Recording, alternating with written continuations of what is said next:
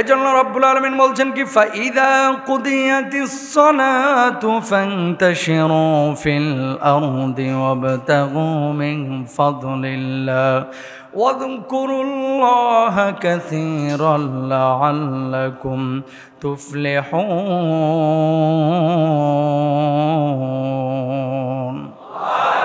রব্বুল আলামিন বললেন, যখনই জুমা সালাত আদায়ের জন্য ডাকা হবে তখন দুনিয়ার সমস্ত ইদা নুদিয়া লিস-সালাতি মিন ইয়াউমুল জুমা, যখন জুমা সালাত আদায়ের জন্য ডাকা হবে দুনিয়ার সব কাজকর্ম বর্জন করে, ত্যাগ করে, ফাসাউ ইলা যিকরিল্লাহ, আল্লাহর দিকে ঝুঁকে পড়ো, আল্লাহর ঘরের দিকে চলে যাও। জুমার সালাত আদায়ের জন্য তুমি আসো। আল্লাহ একটা বারের জন্য পিটায়া শাসন করে আপনাকে বলেন নাই, ফেরেশতার মাধ্যমে জোরপূর্বক আপনাকে মসজিদে আনেন নাই। দায়িত্ব আল্লাহ আপনারা দিয়েছে। এখন আপনি মসজিদে যাবেন না দোকানদারি করবেন, এটা আপনার সিদ্ধান্ত। মসজিদে আসবেন, আল্লাহর জান্নাতে যাবেন, সওয়াব পাবেন, আর দোকানে বসে থাকবেন, কোনো প্রতিদান পাবেন না। ঠিক কিনা? তাকদীর দুই ধরনের। এই সব কিছু এই কপালের ওপর দিয়ে ছাড়ে দিয়েন না, কপালে ছিল তাই হয়েছে। তাকদীর কিছু জিনিস আল্লাহ তাআলা এভাবে রেখেছেন যেটা নির্দিষ্ট, এটা আপনি শত চেষ্টা করে পরিবর্তন করতে পারবেন না। বলবেন এটা কোনটা? এক নাম্বার, একটা হচ্ছে তাকদীরে মুবরাম। তাকদীরে মুবরাম হচ্ছে যেটা আপনি চেষ্টা করলেও পরিবর্তন করতে পারবেন না। যেমন আপনার মৃত্যু কবে হবে, আপনার মৃত্যু মানে আপনি কতদিন বাঁচবেন, আপনি কি 40 বছর বাঁচবেন, 60 বছর বাঁচবেন না 100 বছর বাঁচবেন, এটা জানে কে? এটা নির্ধারিত। আপনি চাইলেই দোয়া করে 100 বছরটাকে 110 বছরে নিতে পারবেন না, এটা পরিবর্তন হয় না। আর আরেকটা জিনিস হচ্ছে পরিবর্তনশীল। যেমন তুমি যদি বাপ মার খেদমত করো তাহলে আল্লাহ তাআলা তোমার হায়াত বাড়ায় দেবে, বুঝলেন? তুমি যদি বাবা মার খেদমত করো আল্লাহ তাআলা তোমার হায়াত বাড়ায় দেবে। আছে কোথায়? হাদিসের মধ্যে। আল্লাহ তাআলা তোমার রিজকে বারাকা দেবে। তাহলে এই রিজকের মধ্যে অতিরিক্ত অংশটা আসতেছে কোত্থেকে? আল্লাহর পক্ষ থেকে আসতেছে। আবার কম হচ্ছে কোত্থেকে? আল্লাহর পক্ষ থেকে। বুঝার আছে এখানে। তো আল্লাহ এখানে শর্ত দিয়েছে, যদি তুমি এটা করো তাহলে আমি এটা করব। as-সাদাকাতু তুরাদ্দুল বালা বা তারুদ্দুল বালা, যদি দান সাদাকা আপনি করেন আল্লাহ তাআলা সামনে ঘটিত বিপদ আপদ থেকে আপনাকে রক্ষা করবেন। জোরে বলেন সুবহানাল্লাহ। যদি দান সাদাকা করেন আল্লাহ তাআলা সামনে ঘটিত বিপদ আপদ থেকে আপনাকে কি করবেন? রক্ষা করবেন। এখন আপনি দান করলে আল্লাহ আপনাকে রক্ষা করবে, এটাকে বলেছেন রাসূল সাল্লাল্লাহু আলাইহি ওয়াসাল্লাম। তাহলে ইন্নাকা লা তাহদি মান আহবাবতা ওয়ালাকিন্নাল্লাহু ইয়াহদি মান ইয়াশা, আল্লাহ যারা হেদায়েত দিবে সে হেদায়েত পাবে। আপনি চাইলেই কারো হেদায়েতে আনতে পারবেন না, তাহলে এটা আল্লাহর পক্ষ থেকে নির্ধারিত। এখন বাপ মার খেদমত করলে, আত্মীয়তার সম্পর্ক রক্ষা করলে, সদাকা করলে আপনার হায়াতে রিজকে আল্লাহ তাআলা বারাকা দেবে।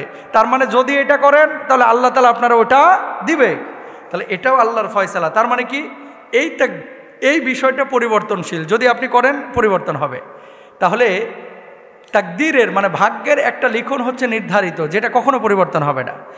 আপনি কতদিন বাঁচবেন, কতটুকু রিজিক খাবেন, সব কিছু তাকদীরের সাথে সম্পৃক্ত। কিন্তু আরেকটা বিষয়, যদি এটা করো তাহলে এটা হবে। আর তাকদীরু ইয়াদহাকু ইলা সাই, দোয়ার মাধ্যমে আপনি আপনার বিপদ কিন্তু কাটাইতে পারেন, দোয়ার মাধ্যমে আপনি আপনার রিজকে বারাকা আনতে পারেন। জোরে বলেন সুবহানাল্লাহ। তাহলে সব কিছু কপালের ওপরে দিয়ে আল্লাহর ওপরে দোষারোপ ঠেলে দেওয়া যাবে না, ছেড়ে দেওয়া যাবে না, যে যা ছিল কপালে তাই হবে। আমার কি, আমি তো কিছুই করি নাই, আল্লাহ তাআলা যেটা করেছেন সেটাই হবে। হ্যাঁ, আল্লাহ যা সিদ্ধান্ত নিয়েছেন সেটাই হবে, কিন্তু আপনার চেষ্টাটার মূল্যায়ন আল্লাহর আদালতে হবে। আল্লাহ জাহান্নামে আমাদের দিবে আগে থেকে লিখে রাখছে, তাহলে দুনিয়া পাঠাইলো কে? এই জন্য কি আমি দায়ী?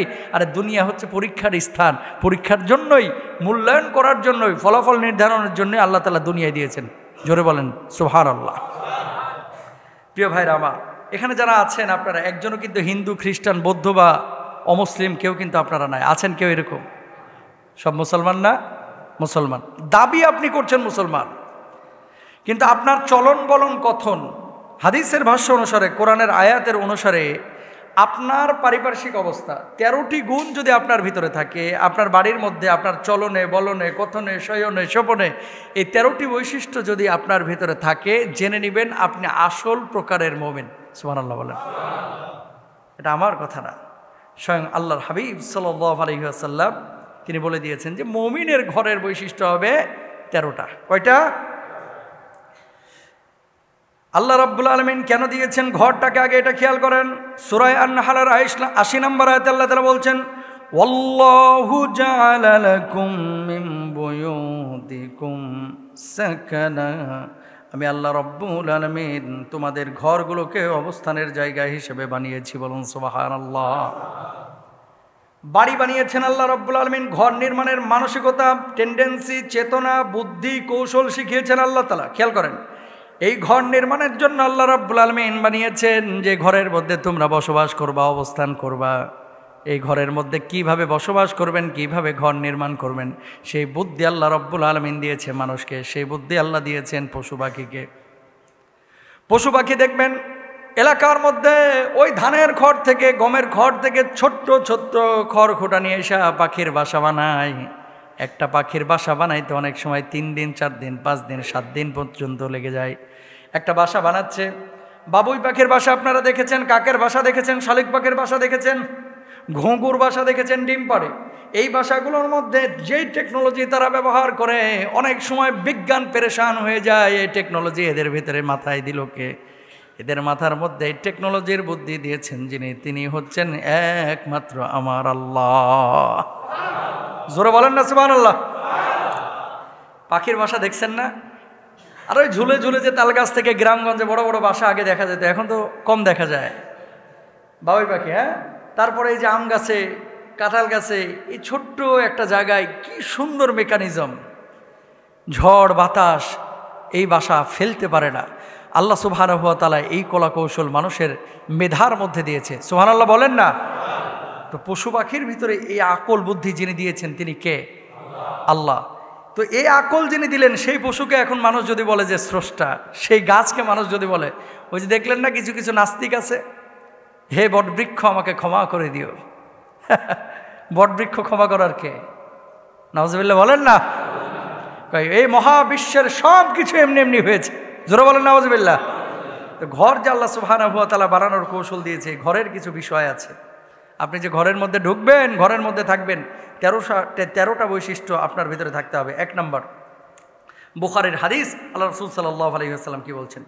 মাসালুল বাইতিল্লাযী ইউযকারুল্লাহু ফীহি ওয়াল বাইতিল্লাযী লা ইউযকারুল্লাহু ফীহি মাসালুল হাইয়্যি ওয়াল মাইত। নাউজুবিল্লাহ বলেন।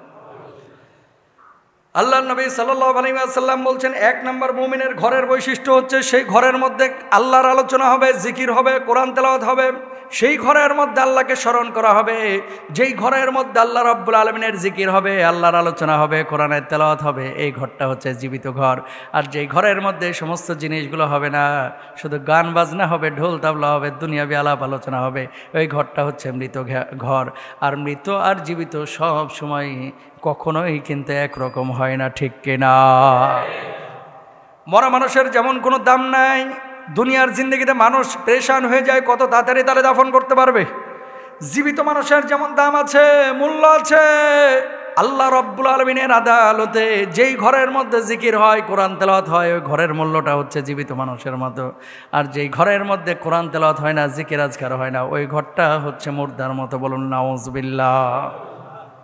এই ভাইরা আমার, এই যে রমজান মাস গেছে, অনেকে কোরআনটারে মুড়ায়া ওই আলমিরার উপরে তুলে রাখছে। খেয়াল করেন, এ দেশের মধ্যে আলমিরার উপরে, কোরআনের উপরে ছাতা পড়ে যায়, ধুলা বালি আস্তর পড়ে মোটা হয়ে যায়, ওটারে ধয় না, মুছে না, ছয় না, ওটারে তাবিজের কিতাবের মতো ঝুলে ধুয়ে দিছে। কিন্তু টেলিভিশন মোবারকটাকে প্রতিদিন আবার ধোয়া মোছা করে। ধোয়া মোছা বলতে আবার হুইল পাউডারের কথা বলতেছি না। টেলিভিশনের সামনে 30 বার যায়, কিন্তু কোরআনের সামনে একবারও আসে না। আছে না নাই? বলবে হুজুর ঘরে তো রাখছি। ঘরে রাখলেই কাজ হবে না। কোরআনটাকে নিজের কলিজার মধ্যে, হৃৎপিণ্ডের মধ্যে নিতে হবে। পড়তে পারেন না, সমস্যা নাই তো, একটাবার খুলে তো উজু করে দেখতে পারেন। কথা বলেন না। আপনি পড়তে পারেন না, আপনার ছেলে তো পড়তে পারে, তারা তো বলতে পারেন 2টা পৃষ্ঠা পড়। আপনার ছেলেও পড়তে পারে না, আপনার বউ তো পড়তে পারে, বউকে তো বলতে পারেন 2 পৃষ্ঠা পড়। বউ পড়তে পারে না, আপনিও পড়তে পারেন না, আপনার ছেলেও পড়তে পারেন না। সমস্যা আপনারও আছে, কেন পড়তে পারবেন না? ফিজিক্স বুঝতেছে না, কেমিস্ট্রি বুঝতেছে না, অঙ্ক বুঝতেছে না, বায়োলজি বুঝতেছে না, হায়ার ম্যাথ বুঝতেছে না। এক টিচার চেঞ্জ করে আরও 33টা টিচারের কাছে আপনি পাঠাচ্ছেন, টাকাও খরচ করতেছেন। দুনিয়াবী শিক্ষার জন্য যদি মাসে 30,000 টাকা খরচ করতে পারেন, আল্লাহর শিক্ষার জন্য, কোরআনের জন্য 300 টাকা খরচ করতে আপনি পারেন না, আল্লাহর জমিনে আপনার চাইতে বড় বেঈমান আর একটাও নাই। আছে না এরকম? গান শেখার জন্য 8,000 টাকা খরচ করে আসতেছে, উত্তরা থেকে ধানমন্ডি এক্সপ্রেসওয়েতে টোল দিয়ে নিজ গাড়ি দিয়ে ধানমন্ডিতে যে নৃত্য শিখতেছে, ধিং টানা নানা ধিং, কথা কন না কেন? আছে না নাই? এখান থেকেও ধিং ধাং ধুং ধাং শিখতেছে ওই উত্তরায় যায়। আর হুজুর রাখছে একটা, হুজুর 3 দিন আসবেন সপ্তাহে, বেতন বাকি 4 মাসের। ওই গানের গায়করে দেয়, শিক্ষকরে দেয় বার্গার, আর হুজুরে দেয় টোস্ট বিস্কুট, বুঝছেন? এরকম কিন্তু পার্সেন্টেজ যারা করে, খাওয়ার জন্য বলতেছি না, যারা এই কাজগুলো করে, এখানে অনেকগুলো বাবা আছে, যদি জিজ্ঞেস করেন ছেলেটা তো অঙ্ক বুঝতেছে না, সামনে বছর এসএসসি পরীক্ষা দেওয়ার না, একজন বাবাও এটা মানতে রাজি হবে না। কি বলেন মিয়া, ফেল করুক আমি তো চাই না, কিন্তু আমার ছেলে A+ না পাক, A গ্রেড পাক, বছর তো আমি নষ্ট করতে পারবো না, কথা বলেন না কেন? তো ওইদিকে বছর আর ইয়ারের হিসাব আপনার আছে, কিন্তু এই ছেলেটা আপনি যখন কবরে যাবেন, ওই হাত তুলে একটু দোয়া করবে রব্বির হামহুমা কামা বলে, এটাও দাঁত ভেঙে যায় যে বাপ মারের জন্য দোয়া করবো। ও হুজুরের হাতে এসে 500 টাকা গুঁজে দিয়ে, হুজুর একটু দোয়াটা করে দিয়েন না, হাদিয়া দিবেন সমস্যা নাই, এমনি দেন, দোয়া টাকা লাগবে না, এমনি বলেন হুজুর আমার বাপের জন্য দোয়া করেন। কোন হুজুর কি বলছেন টাকা দিবেন না বাপের লেগে দোয়া করবো না? এই কথা কি বলছে? পৃথিবীর কোনো হুজুর এই কথা বলবে না। হ্যাঁ, খুশি আপনি হাদিয়া দিয়েছেন, ওটা ভিন্ন বিষয়, কিন্তু আমার কথা হচ্ছে বাপ মরছে আপনার, দোয়াটা আপনার বেশি কাজে লাগবে, হুজুরের চাইতে আপনার দোয়া বেশি কার্যকরী, কথা বলেন ঠিক কিনা? তাহলে এই জিনিসগুলো, বেসিক নলেজগুলো, এগুলো তো আপনার দেওয়া লাগবে আগে। আপনি যদি না দেন কিভাবে হবে? তাহলে 1 নাম্বার কি, আপনিও কোরআন পড়তে পারতেছেন না, ছেলে মেয়েও কোরআন পড়তে পারতেছে না, আত্মীয় স্বজন কোরআন পড়তে পারতেছে না। আচ্ছা, পারলেন না কোরআন পড়তে, টেলিভিশনে তো কোরআনের চ্যানেল আছে না নাই? এই সারাদিন মক্কা মদিনা দেখায় চ্যানেল, দেখছেন না? তো ওটা 2 ঘন্টা করে সাইডে রাখেন, তাও তো আল্লাহর বলতে পারবেন আল্লাহ নিজে পারি নাই, বউ বাচ্চারাও পারে নাই, অন্তত ছাড়িয়া তো রাখছি, আল্লাহ শুনছি, চেষ্টা করছি। হ্যাঁ, ভাঙ্গা ভাঙ্গা যদি একটা একটা করে লফজ পড়েন, আল্লাহ তাআলা সেখানেও সওয়াব দেবে, সুবহানাল্লাহ। এই কিছু দোকান আছে দেখবেন আশপাশেও এবং পুরো বাংলাদেশেই, এরা মনে করে যে সিনেমা চালায় রাখলেই মনে হয় দোকানে বরকত একবারে ফরফরায় পড়বে, কথা কয় না? এগুলো আবার গায়ে লেগে যায়, এর লাগে আলোচনা, মানুষ বলে যে হুজুর এইসব টপিকে করেন না। আরে মেয়া, যেখানে সত্য আছে সেখানে বলতে হবে, কার মনে বিষ লাগলো, কার মনে খারাপ লাগলো, এগুলো বলে তো কথা বলা যাবে না, ঠিক না? শুনেন, টেলিভিশনে যে সমস্ত দোকানে সারাক্ষণ সিনেমা চালায় রাখেন, মনে করতেছেন অনেক টাকা বেচা কিনা হচ্ছে, দিন শেষে খেয়াল করে দেখেন গা, যে লোকটা এই সিনেমা টিনেমা চালায় নাই, ওই খালি একটু চাটা বিক্রি করে কোনো মতে বেচা কিনা যা হয়েছে এটা নিয়ে বাড়িতে গেছে, ওই আপনি 10,000 কামায় যা বরকত পাইছেন, ও 2,000 কামায় তার চাইতে বেশি বারাকা পাবে, কারণ হারামে আরাম নাই, ঠিক কিনা ভাইরা আমার? কিছু মানুষ কৌশল অবলম্বন করেছে যে এখানে একটা সিনেমা ছাড়িয়ে রাখলেই মনে হয় দর্শক জমবে আর আমার চা খাবে। তুমি দর্শকরা চা খাওয়াইলা 5 টাকার, কিন্তু গুনাহ যে করাইলা, এগুলো আমাদের খেয়াল করতে হবে, ইনশাল্লাহ বলেন, জোরে বলেন। এবার আসেন 2 নাম্বার। 2 নাম্বার, আল্লাহ নবী সাল্লাল্লাহু আলাইহি ওয়াসাল্লামকে আল্লাহ রাব্বুল আলামিন কুরআনুল কারীমের সূরা তাহার 14 নম্বর আয়াতের মাধ্যমে দ্বারা জানাচ্ছেন, ওয়া আকিমিস সালাতা লিযিকরি,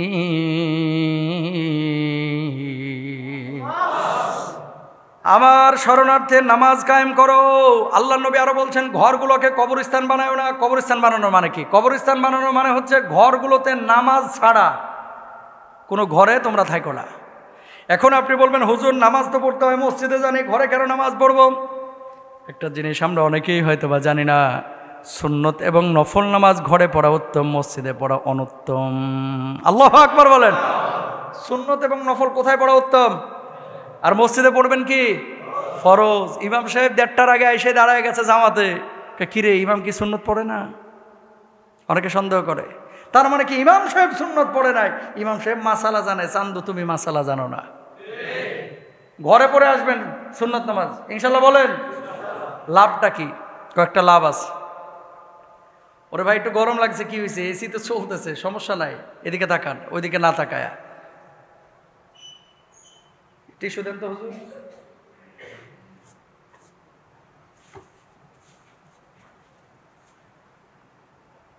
ঘরে যদি নামাজ আদায় করেন বাচ্চা কাচ্চাদের উপর একটা প্রভাব পড়ে যে আমার বাপ নামাজি। মসজিদে এসে বাচ্চা কাচ্চা অনেকে ছোটরা দেখতে পায় না। ঘরে নামাজ পড়লে আপনার বউ যেটা নামাজ পড়ে না এটাও ভয় পায় যে বাবুর বাপ নামাজ পড়তেছে, আমি কয়দিন ফাঁকিবাজি করবো। কথা বলেন ঠিক কিনা? ঘরে নামাজ পড়লে নিজের বুড়া বাপ মা, অনেকে আছে নামাজ পড়ে না, এই বুড়া বাপ মাও কিন্তু ডরাইবো যে আমার বাজার নামাজ পড়তেছে, আমি কয়দিন নামাজ না পড়ে থাকবো। ঘরে যদি নামাজ পড়েন বউ পাপ করতে কিন্তু হিসাব করবে। ঘরে নামাজ পড়লে উল্টা পাল্টা আজে বাজে সিনেমা নাটক এগুলো দেখতে কিন্তু 36 বার ভাববে। ঘরে যদি নামাজ পড়েন ঘরটা পবিত্র রাখবে। কারণ কি? নামাজ পড়েন না, ছেলে এখানে মুতছে, মেয়ে এখানে মুতছে, মুতের ওপর দিয়ে আপনারা খাওয়াচ্ছে। আর যদি নামাজ পড়েন বউ কিন্তু মুতার সাথে সাথে মুতা এই পেশাব পরিষ্কার করে রাখবে। কথা বুঝতে পারছেন? তো ঘরে নামাজ পড়ার অনেক উপকার আছে, অনেক উপকার। ফরজ নামাজ না, সুন্নাহ এবং নওয়াফিল নামাজগুলো আপনার ঘরে পড়বেন, ঘরে পড়লে অনেক লাভ। আল্লাহ তৌফিক দান করুক, আমিন বলেন। 8 বছর যখন বাচ্চা হয়ে যাবে, এই যে যেমন বাচ্চাকে নিয়ে এসেছেন, এটা কে ভাই নাকি কে? এটা কার সাথে আসছো তুমি? একা আসছো? মাশাআল্লাহ। অনেকে বাচ্চা নিয়ে এসেছেন, কে দেখি? কোনো বাবা আছেন এখানে? মাশাআল্লাহ, এই যে নিয়ে এসেছেন, মাশাআল্লাহ। আল্লাহ কবুল করুক, আমিন বলেন। ছোট বাচ্চা যদি ঘরে থাকে, এই যে 8-10 বছর, এগুলো নিয়ে আসবেন। কেন নিয়ে আসবেন জানেন? এদের উপরে ইফেক্ট পড়ে। এই যে আপনি নিয়ে আসতেছেন না, একসময় সেও বাবা হবে, আপনি থাকবেন তখন কবরে। এ বাচ্চাটা তখন বুঝবে যে আমার বাপ তো আমারে মসজিদে নিয়ে গেছে, অটোমেটিক নামাজ শিখে যাবে। এবং ওই ছেলেটা কিন্তু যখন বাবা হবে তার সন্তানকে নিয়ে আসবে। তো একটা জেনারেশন চেঞ্জ করার জন্য সবাই মৌলানা বানাইতে হবে এটা জরুরি না, কিন্তু বুঝেন নাই কথা? সবাই যে আলেম বানাইতে হবে, মৌলানা বানাইতে হবে জরুরি না, এটা সম্ভব না। কিন্তু আপনি নিজে তো শিখাইতে পারেন।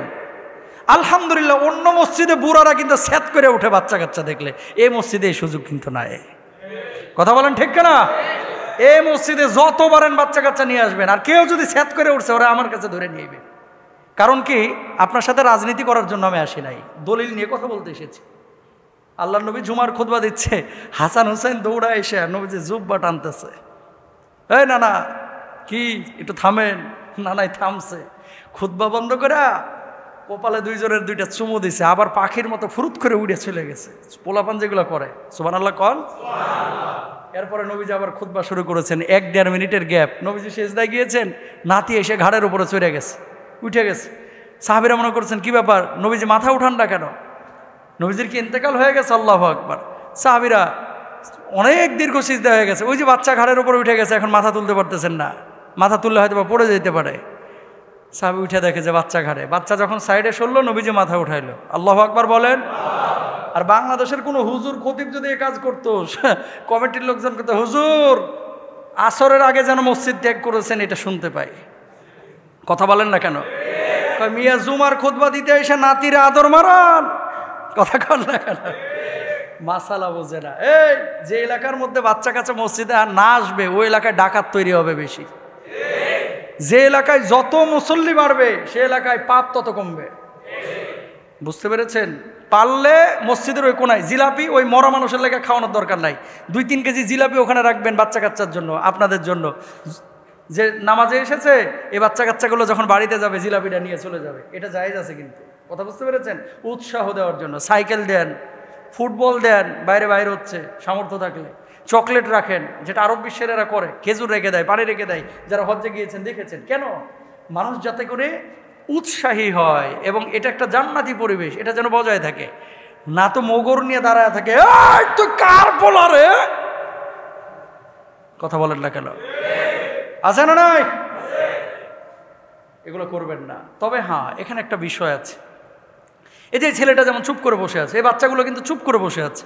আলহামদুলিল্লাহ, 1 দিন 2 দিন 3 দিন বদমাইশি করে, বিশ্বাস করেন 10-15 দিন যদি মসজিদে নিয়ে আসেন, এ বুঝা যায় কিন্তু যে মসজিদে আসলে দৌড়ঝাঁপ করা যায় না। কথা বুঝতে পেরেছেন? তো এই একটা দিনই বাঙালি সুযোগ দিতে রাজি না। বুঝেন নাই কথা? এই একদিন যে দৌড়ঝাঁপ করতেছে এটাই আমরা সুযোগ দিতে রাজি না। অথচ যে লোকটা সেট করে উঠছে, এবারে নামাজ ধরছে 46 বছরে। বুঝেন নাই? তার মানে কি? আপনি ইসলাম বুঝেন না, আপনি দিন বুঝেন না। বাচ্চা কাচ্চা নিয়ে আসবেন, তবে হ্যাঁ, যেটা হাগামোতা করে এখানে নিয়ে এসে ব্রেক ধরে রাখতে পারবে না, এটারে প্যাম্পাস পরাইবেন। আর কিছু আছে যে নিয়ে আসলেই খালি স্যাঁ সু প্যাঁ পু টে টু কাঁদতেই থাকে, এগুলো রানবেন না। এটা তো আপনি বুঝবেন যে আপনার সন্তান স্থির কিনা। কিছু সন্তান আছে না অতিরিক্ত চঞ্চল, কথা বুঝেন নাই, সেগুলোর কথা ভিন্ন। কিন্তু এখানে আমি দেখতে পাচ্ছি মিনিমাম 50-60টা বাচ্চা দেখতে পাচ্ছি, ছোট ছোট, ওই যে চারিকোনায়। কই দৌড়ঝাঁপ করছে? ওই ক্যামেরা এসে ফেলাই দিছে, হুজুরের ঘাড়ে এসে উঠছে। তার মানে কি এভাবেই তারা শিখবে। এখন না যদি শেখান, কাঁচাই না নোয়াই লেবাস, পাকলে করে ঠাস ঠাস। শুরু থেকে শুরু করতে হবে ইনশাল্লাহ, বলেন। 2 নম্বর গেল। 3 নম্বর আল্লাহ নবী সাল্লাল্লাহু আলাইহি ওয়াসাল্লাম কি বলছেন খেয়াল করেন। মুমিনের ঘরে পর্দা এবং লজ্জাশীলতার পরিবেশ থাকবে। ওমর রাদিয়াল্লাহু তাআলা আনহু নবীজি সাল্লাল্লাহু আলাইহি ওয়াসাল্লামের কাছে নিবেদন করলেন, ইয়া রাসূলুল্লাহ, ইন্না নিসাকা ইয়াদখুলু আলাইহিন্নাল বিররু ওয়াল ফাজির। ওগো আল্লাহর নবী সাল্লাল্লাহু আলাইহি ওয়াসাল্লাম, আপনার স্ত্রীদের কাছে ভালো মন্দ সব ধরনের লোক আসে, যদি তাদেরকে পর্দার বিধান দিতেন। এর পরিপ্রেক্ষিতে আল্লাহ রাব্বুল আলামিন সূরা নূরের পর্দার আয়াত নাজিল করে দিলেন। বোঝেন নাই কথা? নবীজি যখন বিয়ে শাদী করেছে তখন পর্দার কি হয় নাই? আয়াত নাজিল হয় নাই। উমর যাইতো, আবু বকর যাইতো, নবীজির স্ত্রীরা ওনাদের সামনে চলে আসতো। কথা বুঝতে পেরেছেন? আবু বকর কেমন আছেন, ওমর কেমন আছেন। কিন্তু ওমরের মেজাজে এটা ভালো লাগতো না। নবীর স্ত্রী, তারা উম্মাহাতুল মুমিনিন, এদের সম্মান কত বেশি। কেন নবীর স্ত্রী আমাদের সামনে আসবে? বুঝছেন? আরেক ভালো উদ্দেশ্য নিয়ে আসতেন, এমনি কথাবার্তার প্রয়োজন। আল্লাহ নবী সাল্লাল্লাহু আলাইহি ওয়াসাল্লাম কোনো সুরাহা করেন নাই, কারণ কি তখন আয়াত নাজিল হয় নাই। ওমর রাদিয়াল্লাহু তাআলা আনহুর মেজাজ ছিল, আল্লাহর নবী আপনি না করেন। যদিও স্ত্রীরা শালীনতার সাথে সাহাবীদের সামনে আসতেন, তারপর আল্লাহ রাব্বুল আলামিন আয়াত নাজিল করে দিলেন। আল্লাহ রাব্বুল আলামিন সূরা নূরের মধ্যে ওয়াকুল্লিল মুমিনিনা ওয়াকুল্লিল মুমিনিনা ইয়াগুদ্দু মিন আবসারিহিম ওয়া ইয়াহফাযু ফুরুজাহুম ওয়াকুল্লিল মুমিনাতি ইয়াগুদ্দুনা মিন আবসারিহিন্না ওয়া ইয়াহফাযনা ফুরুজাহুন্না ওয়াল ইয়াদরিবনা বিখুমরিহিন্না আলা জুয়ুবিহিন ওয়া লা ইউবদিনা যিনাতাহুন। একটা না, দুইটা না, কয়েকটা আয়াত আল্লাহ সুবহানাহু ওয়া তাআলা এই পর্দা রিলেটেড নারীদেরকে কেন্দ্র করে নাজিল করলেন। কোনোটাই নারীদেরকে লক্ষ্য করে, কোনোটাই পুরুষদেরকে লক্ষ্য করে, কোনোটাই স্ট্রাকচারালি তুমি কিভাবে নিজেকে প্রেজেন্ট করবা। সুবহানাল্লাহ বলেন না। ওমর রাদিয়াল্লাহু তাআলা আনহুর মেজাজের সাথে মিল আছে এরকম প্রায় 8-10টা আয়াত কোরআনে পাওয়া যায়। আল্লাহু আকবার বলেন। সুতরাং ঘরের মধ্যে যাদের বউ আছে, বউদেরকে সংযত আচরণ করতে বলতে হবে, লজ্জাশীলভাবে মানুষের সামনে উপস্থাপন করতে বলতে হবে, ঢেকে ঢুকে মানুষের সামনে যাইতে হবে। বাড়িতে মেহমান এসেছে, একবারে ঢ্যাং ঢ্যাং করে চলে গেল, যাওয়ার পরে বলে ভাই ভালো আছেন, কাজিন ভালো আছেন, দেবর ভালো আছেন, এরকম করা যাবে না। যেখানে পর্দা করার দরকার সেখানে পর্দা করতে হবে। মুমিনের ঘরে এই বৈশিষ্ট্য যদি থাকে, সেই ঘরের মধ্যে আল্লাহ রাব্বুল আলামিন সরাসরি রহম নাজিল করেন। তাহলে ঘরের মধ্যে পর্দার পরিবেশ রাখতে হবে। 4 নম্বর, একজন মুমিনের বাড়িতে কোরআন, সুন্নাহ এবং সিরাত, অন্যান্য প্রয়োজনীয় দ্বীনি শিক্ষার তালিম, তরবিয়তের ব্যবস্থা রাখতে হবে। বিশেষ করে সন্তানদেরকে 3টা শিক্ষা দেবেন। জোরে বলেন, কয়টা? আল্লাহ রাসূল সাল্লাল্লাহু আলাইহি ওয়াসাল্লাম কি বলছেন? আদিবু আওলাদাকুম আলা খিসালিন সালাসিন। সন্তানদেরকে বিশেষভাবে 3টা শিক্ষা দিবেন। জোরে বলেন, কয়টা? 3টা। আরো জোরে। 3টা। 1 নম্বর, আলা হুব্বি নাবিয়্যিকুম। আল্লাহ রাসূল সাল্লাল্লাহু আলাইহি ওয়াসাল্লাম বলছেন নবীদের প্রেম ভালোবাসা, এটা বাবা হিসেবে আপনি শিক্ষা দিবেন। এখন বাপ তো বলতেছে হুজুর নবী প্রেম তো আমার ভিতরে নাই, কিভাবে সন্তানকে শিখাবো? প্রশ্ন জাগে কি জাগে না, যে আমার ভিতরেই তো নবী প্রেম নাই, আমি আবার শিখাবো কিভাবে? এই জন্য নবী প্রেম আপনার কলিজায় আনতে হবে। সুবহানাল্লাহ। এবার বলেন ইনশাআল্লাহ। 2 নম্বর, তাহলে 1 নম্বর নবী প্রেম। লা ইউমিনু আহাদুকুম হাত্তা আকুনা হাব্বা ইলাইহি মিন ওয়ালিদিহি ওয়া ওয়ালাদিহি ওয়ান নাসি আজমাইন। আল্লাহু আকবার বলেন।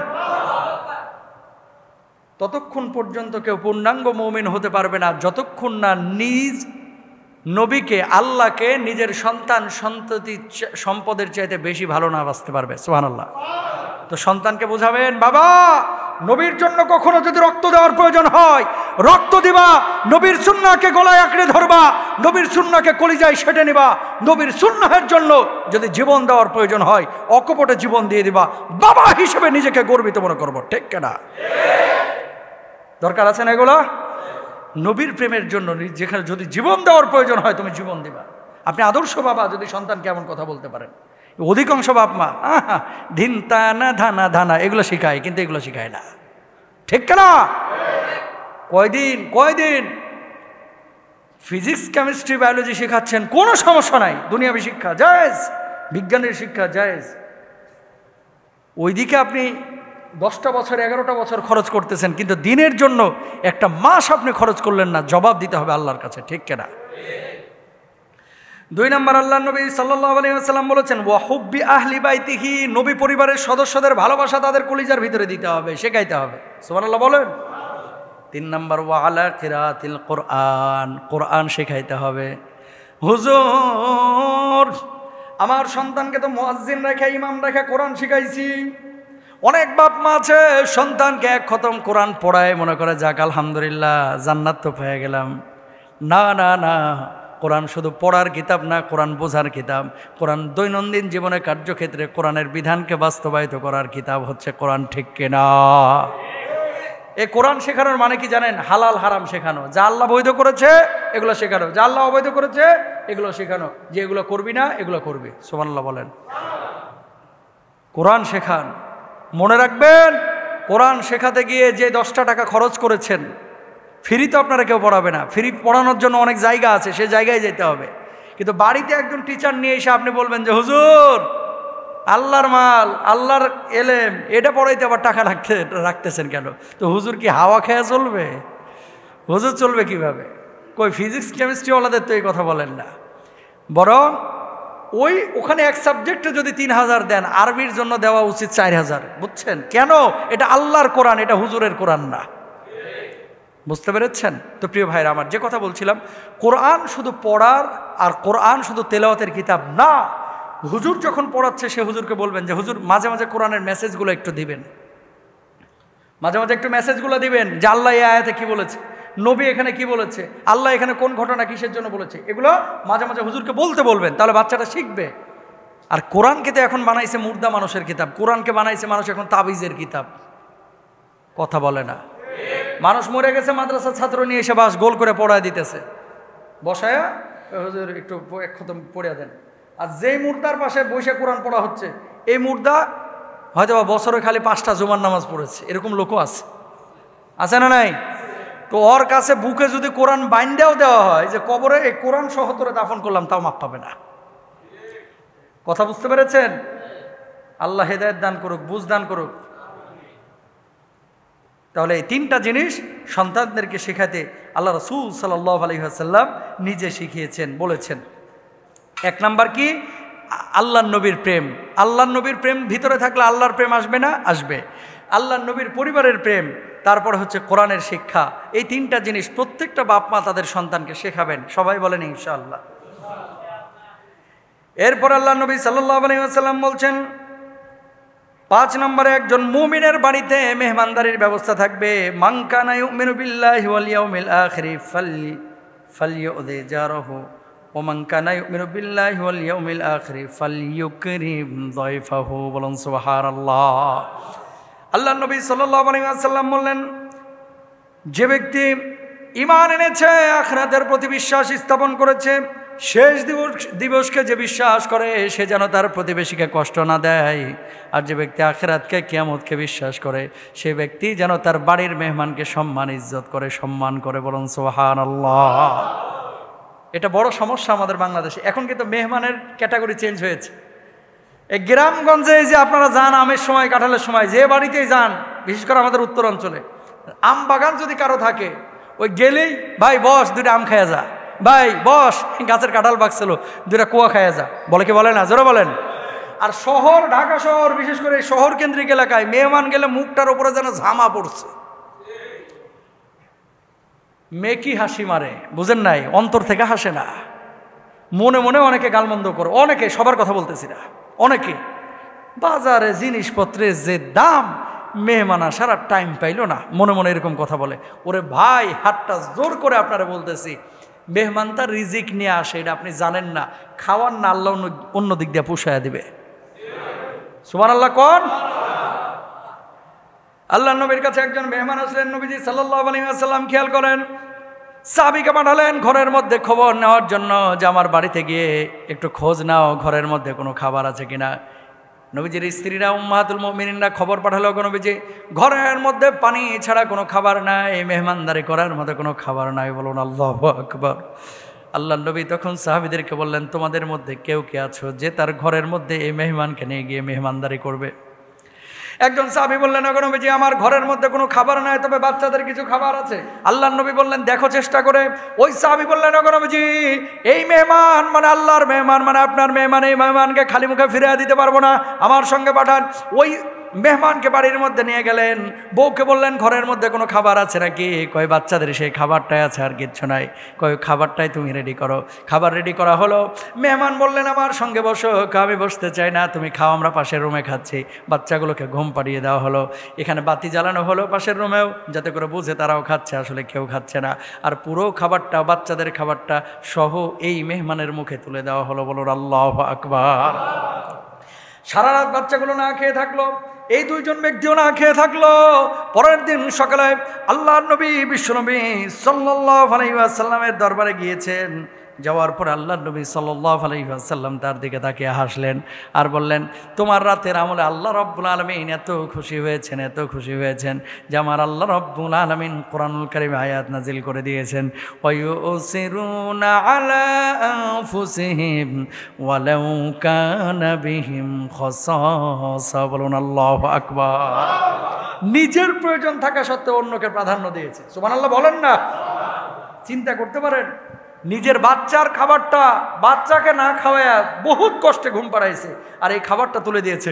আল্লাহ আকাশ থেকে আয়াত নাজিল করছেন জিবরিল আমিনের মাধ্যমে, ওকে সুসংবাদ দেন, বলেন ওর উপর আমি খুশি হয়ে গেছি, আর জান্নাতে তার জন্য আমি আল্লাহ রাব্বুল আলামিন উত্তম মেহমানদারির ব্যবস্থা করে দিয়েছি।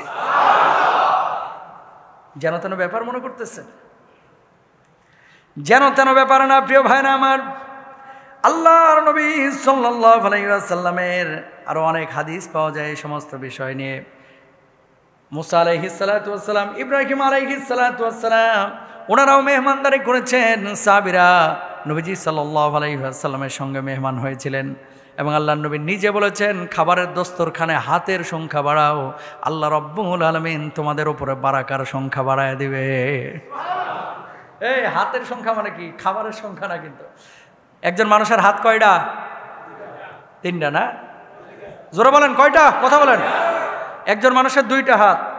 মনে রাখবেন, 5 জনের খাবার 10 জনে কিন্তু খাওয়া যায়, যদি মানুষ ভালো হয়। আর মানুষ যদি গরুর মতো হয়, কথা বুঝেন নাই, ও 36 বার চিন্তা করবে এত দূর খাবার, আবার এতগুলো মানুষ, কথা কন না কেন? 5 জনের খাবার যদি স্থির মানসিকতার হয় 10 জন খাওয়া যায়। এবং খাওয়ার পরে দেখবেন যে ওই ঝোলা ভরে খাইলে যেরকম ক্ষুধা মিটতো, এখনও কিন্তু এরকমই মিটছে, কথা বলেন না কেন? কিন্তু মানুষের মানসিকতা চেঞ্জ। 10 জন মানুষকে যদি দস্তরখানায় নেন বা আপনার ডাইনিং টেবিলে নেন, হাত কয়টা হবে? 20টা। আমার নবী বলছে, এই 20টা হাত যে এখানে ঢুকলো, এই 20টা হাতের রিজিকের ফয়সালা আমার আল্লাহ আসমান থেকে তোমার জন্য করে দিবে। এখন বলবেন, হুজুর কখন দিবে আল্লাহ তাআলা? এই কি বলবো আপনাদেরকে, মাঝে মাঝে অনেক মানুষ ইনভাইট করে, বুঝছেন? আমি আমার লাইফের কথা বলি, শেখার জন্য। ধরেন এক জায়গায় ইনভাইট করছে যে হুজুর আসতেই হবে, আমাদের বিশাল কনফারেন্স, বেশি না 15টা মিনিট কথা বলবেন। এরকম মানুষ অনেকে আছে, কালকেও আছে একটা সকাল 10টায়, অনেকে ইনভাইট করে। তো যখন ওই যে চলে আসি, অনেক সময় ব্যাগ দেয়, অনেক সময় বিভিন্ন গিফট গাড়িতে তুলে দেয়। তো একবার এরকম হলো, বাসায় আমি আবার মেহমান টেহমান আসলে খুব খুশি হয়ে আলহামদুলিল্লাহ। তো একটা প্রোগ্রামে গেলাম, যাওয়ার পরে আলোচনা করছি মাত্র 13 মিনিট। কয় মিনিট? 13 মিনিট। বিভিন্ন অঞ্চল থেকে মানুষজন এসেছিল ওই কনফারেন্সে। আলোচনা করার পরে আমার কিছু গিফট গাড়িতে তুলে দেওয়া হয়েছিল, অনেক আগের কথা। ওবা বাড়িতে আসার পরে দেখি যে ভদ্রলোক ওখানে সর্বমোট প্রায় 65,000 টাকা ওখানে করছে, ক্যাশ রাখছে 50,000 আর 15,000 টাকা আদার্স জিনিস ওখানে ঢুকায় দিছে। আলহামদুলিল্লাহ বলেন। কেন বললাম এই কথাটা? বলার একটা উদ্দেশ্য আছে। কথা বলেছি কয় মিনিটের? আমি কিন্তু তার বলিও নাই যে আমার সম্মানী দিতে হবে। সে ইনভাইট করেছে, আমি গিয়েছি। কিন্তু সে বুঝেছে যে উনি যে সময়টা দিল, ওনার সময়ের তো একটা দাম আছে। এখন কথা হচ্ছে, উনি তো ওখানে কিছু না দিলেও তো আমি কিছু বলতাম না, বলতাম কিছু বলতাম না। আপনারা তো আগে কতজন টাইনে টাইনে নিয়ে যেতেন, এখন সে না সময় পায় না দেখে আমি না করছি যে দাওয়াতটা হতে আমার টানটুন দিয়েন না। আচ্ছা, এখন এই যে 65,000 টাকা এখানে ঢুকায় দিল মনে করেন এই খামের মধ্যে বা এই জায়গাগুলো, মানে করলো, সে দিল হুজুরের হাতে গিফট, এটা কি আমার বাপের অর্জন না আল্লাহর ফয়সালা? আল্লাহর ফয়সালা, আল্লাহর ফয়সালা। এরকম অসংখ্য জায়গা থাকবে যে যেখান থেকে রিজিক আসার কোনো সম্ভাবনাই নাই, কিন্তু আল্লাহ তাআলা দেখবেন হুট করে আপনার ব্যবস্থা করে দিচ্ছে, আপনি কল্পনা করতে পারবেন না। সুতরাং রিজকের ফয়সালাটা কোথায় হয়? আসমানে হয়, রিজকের ফয়সালা জমিনে না। সুতরাং যদি মেহমানের মেহমানদারি করান, আল্লাহ রাসূল সাল্লাল্লাহু আলাইহি ওয়াসাল্লাম বলছেন যে এই মেহমানদারির কারণে আল্লাহ রাব্বুল আলামিন তার রিজকের মধ্যে বারাকা দিয়ে দিবেন। এরপর আল্লাহ নবী সাল্লাল্লাহু আলাইহি ওয়াসাল্লাম কি বলছেন খেয়াল করেন। 6 নম্বরে একজন মুমিন পর্দার পরিবেশ বাড়ির মধ্যে কায়েম রাখবে। 7 নম্বরে একজন মুমিনের বৈশিষ্ট্য হলো বাড়িতে প্রবেশের সময় বিসমিল্লাহ বলে প্রবেশ করবে, সালাম দিয়ে সুবহানাল্লাহ। কিন্তু আমরা এটা করি না।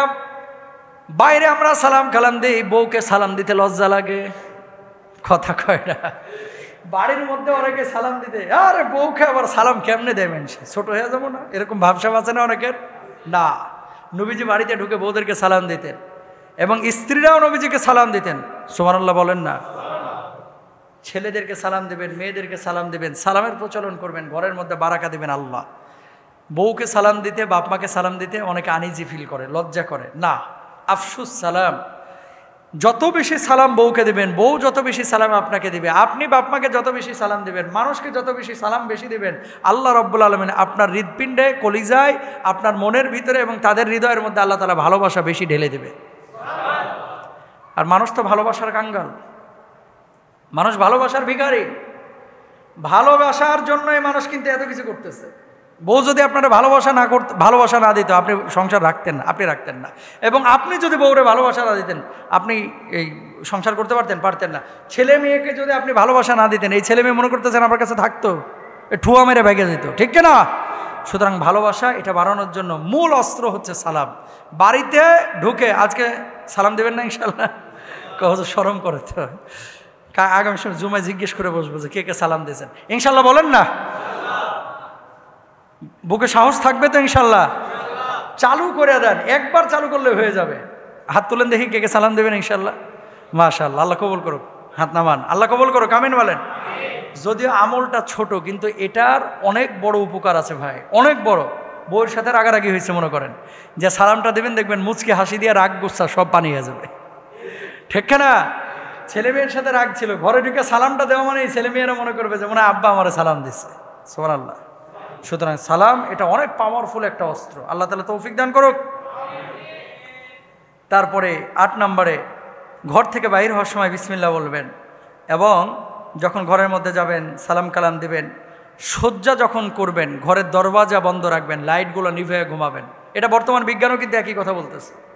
এই যে ক্যান্সারের জন্য ঘরের লাইট কিন্তু দেয়, জানেন এটা? যারা লাইট জ্বালায় ঘুমায় এদের ঘুমটা ফ্রেশ হয় না এবং মনস্তাত্ত্বিকভাবে এদের মেজাজ খিটখিটে হয়ে যায়, ব্রেনের উপরে প্রভাব পড়ে। এই জন্য বর্তমানে বিজ্ঞানও বলতেছে লাইট বন্ধ করে ঘরে ঘুমান। দেখেন আল্লাহ তাআলা ন্যাচারালি যেটা দিয়েছে সেটা কিন্তু অনেক উপকার মানুষের শরীরের জন্য। খেয়াল করেন, যে আল্লাহ দিনের 12টা ঘন্টা সূর্য দাঁড় করায় রাখতে পারে, 9 ঘন্টা সূর্য রাখতে পারে, সে আল্লাহ কি রাত্রে সূর্যটা রাখতে পারতেন না? পারতেন। কেন রাত্রটায় আল্লাহ তাআলা সূর্যটা রাখেন নাই? ওয়াজআলনাল লাইলা লিবাসা, রাত্রিকালীন সময় হচ্ছে আমার বান্দার বিশ্রামের সময়, এই জন্য আমি আল্লাহ তাআলা সূর্যটারে টাইনে নিলাম। আর এখন তো মাশাআল্লাহ আমরা চোখের সামনে সূর্যের অবলিগে মোবাইল রাখছি, টেলিভিশন রাখছি, এত বড় দামরা লাইট ভিড়া রাখছি, ঠিক কিনা বলেন? রাত্রেবেলায় ঘুমানোর সময় লাইট বন্ধ রাখবেন। হ্যাঁ, বাচ্চা কাচ্চা যদি ভয় পায় সেটা ভিন্ন কথা। আর বেশি রাত জাগবেন না, বেশি রাত জাগলে বড় ক্ষতি। রাত্রিকালীন সময় 1টা 2টা পর্যন্ত ওই যে উল্টাপাল্টা কাজকাম করেন আপনারা, নাটক, সিনেমা, মোবাইল, ফেসবুকিং, চ্যাটিং ফ্যাটিং, আর কি তো আছে গেম, মোবাইল গেম শেষ করতেছে এখন। বউ গেম খেলতেছে, জামাইও গেম খেলতেছে, অনেকে আছে এরকম। এগুলো করবেন না, এগুলো করবেন না ইনশাল্লাহ বলেন। আল্লাহ রাসূল সাল্লাল্লাহু আলাইহি ওয়াসাল্লাম এগুলো না করেছেন। এরপরে 11 নম্বর, মুমিনের ঘরে ছবি বা মূর্তি থাকতে পারে না। লা ইয়াদখুলুল মালাইকাতু বাইতান ফিহি কালবুন ওয়ালা সূরাতুন, আল্লাহ রাসূল সাল্লাল্লাহু আলাইহি ওয়াসাল্লাম বলেছেন, সেই ঘরের মধ্যে রহমতের ফেরেশতা প্রবেশ করে না যেই ঘরের মধ্যে কুকুরের ছবি থাকে, কুকুর থাকে, অথবা কোনো ব্যক্তির ছবি থাকে, কোনো মানুষের ছবি থাকে, সেই ঘরে আল্লাহর রহমতের ফেরেশতা ঢোকে না। বাপ মারা গিয়েছে, বাপের জায়গা হচ্ছে আমাদের হৃদপিণ্ডে, কলিজায়। বাপকে ভালো আপনিও যেমন বাসেন, আমরাও তেমনই বাসি, কিন্তু ভালোবাসার নমুনা স্বরূপ বাপের ছবিকে আকৃতি দিয়া ঝুলায় রাখতে হবে, ইসলাম কিন্তু এটা জায়েজ বলে না ভাই। বাপের রূহ কষ্ট পায়। আপনি যখন ঈমান নিয়ে কবরে যাবেন, আপনি যখন জান্নাতি মানুষ হবেন, আপনার বাপ যখন জান্নাতে যাবে, কিয়ামতের ময়দানে আল্লাহ তাআলা আপনার বাপের সাথে সাক্ষাতের ব্যবস্থা করবেন, ইনশাআল্লাহ বলেন। কারণ জান্নাতে যা চাইবেন আপনি তাই তো দেবে। তো আপনি অবশ্যই জান্নাতে গেলে আপনার বাপের সাক্ষাৎ তো আপনি চাইবেন না? অবশ্যই চাইবেন। তো সে কিন্তু আপনার দেখা হবে। এই দুনিয়ার জিন্দগি শেষ আছে, আখিরাতের তো শেষ নাই ভাই, ওই জীবনের শেষ নাই। তো আপনার বাপ মা মারা গিয়েছে, এই মারা যাওয়া মৃত বাপ মার ছবিটাকে ঝুলিয়ে রাখতে হবে, মায়ের ছবিটাকে পকেটে রাখতে হবে, এটা কিন্তু আপনার জন্য জায়েজ নাই, বুঝছেন? আর কেউ কেউ আছে অনেক সময় ওই যে মানিব্যাগের মধ্যে বউয়ের ছবি নিয়ে ঘুরে, গার্লফ্রেন্ডের ছবি নিয়ে ঘুরে, এবং মানিব্যাগটাকে পকেটের মধ্যে রাখে, ওই ছবি নিয়ে ঘুরে, ছবিটা বরকতের লেগে রাখে, ঠাডা পড়বে মানিব্যাগের উপরে।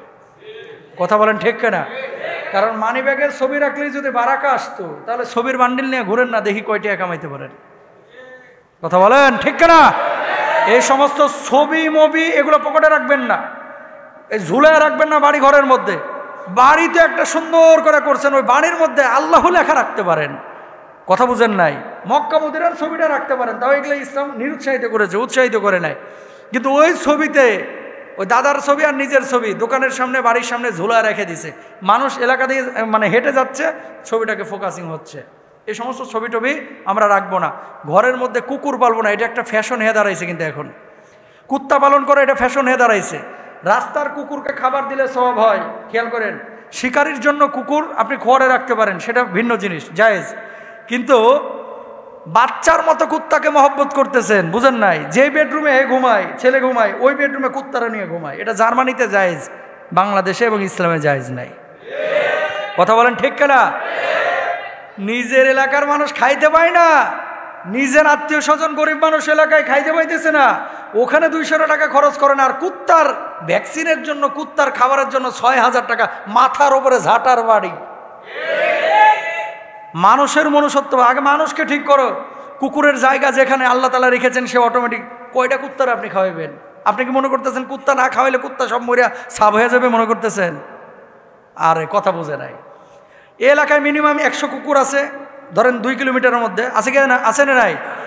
এই 100 কুকুরের আপনি জিম্মাদারি কি নিছেন? কিন্তু এগুলো ঠিক আছে না? খাওয়াচ্ছে কে? দেখেন, আল্লাহ আপনার মাথায় দিয়েছে যে খাবারগুলো ডাস্টবিনে রাখতে হবে। খাবার বলতে হাড়হুড়। ডাস্টবিনে কেন রাখতে হয়? এই জায়গা থেকে, ডাস্টবিন থেকে নিয়ে যে আরেক জায়গায় ময়লার স্তূপে ফেলে আসবে। খেয়াল করেন, আপনার মাথার মধ্যে আল্লাহ দিছে, আর কুকুরের মাথায় আল্লাহ ঢেলে দিছে খাবার এই মানুষের কাছে গেলে পাবি না, যা পাবি হচ্ছে ডাস্টবিনের কাছে গেলে। তাহলে আপনার মাথায় দিছে যে খাবার ডাস্টবিনে ফেলতে হয়, আর ওর মাথায় দিছে ডাস্টবিনে এখানে আসলে খাবার পাওয়া যায়। সুবহানাল্লাহ কোন? এভাবেই কিন্তু ঠিকই আছে, বুঝছেন? সুতরাং প্রাণীর প্রতি ভালোবাসা এটা আমাদের থাকবে, কিন্তু ভালোবাসার লিমিট থাকতে হবে, লিমিট।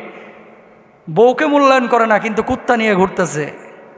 জামাইকে মূল্যায়ন করে না, কিন্তু কুত্তার খাবার আগে ভাগে রেডি হয়ে যাচ্ছে, বিড়ালের খাবার রেডি হয়ে যাচ্ছে। কুত্তা বিড়াল এগুলো অবশ্যই প্রাণী, জগতের অংশ, তাদের ভালোবাসার সীমারেখা আছে।